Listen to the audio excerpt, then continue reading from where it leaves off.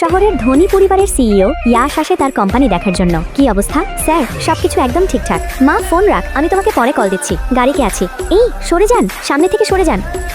কি করছেন? উঠুন, আপনার জন্য আমার বাইকটা নষ্ট হলো।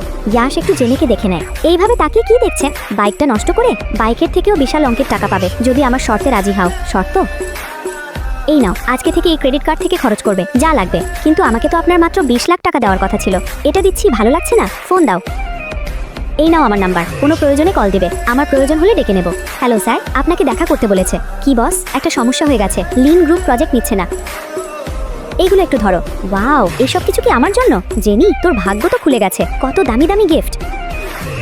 আরে আরে, লিফট অফ করবেন না। এটা কি মনে হলো ওই লোকটাকেই দেখলাম? লিফট তো ফুল দেখাচ্ছে। আপনার এত ইমার্জেন্সি না হলেও চলবে। কি করছো এটা? এইভাবে ওনাকে বের করে দিতে পারো না? আচ্ছা, তোমার কাছ থেকে শিখতে হবে এটা। উনি বৃদ্ধ বলে তোমরা এমনটা করবে? আমি তোমাদের নামে কোম্পানিতে কমপ্লেন করব। চিন্তা করো না, পরের লিফটে আমরা চলে যাব। এখানে কি ইন্টারভিউ দিতে এসেছো? আশা করছি জবটা হয়ে যাবে। জেনিকে ভেতরে আসুন। Good morning. Good morning. এই প্রোফাইলে এখানে জব হবে না, শুধু শুধু সময় নষ্ট করে লাভ নেই। লিফটের বিষয়টা এখানে দেখাচ্ছ কেন? লাগবে না জব। আহো। তুমি এখানে?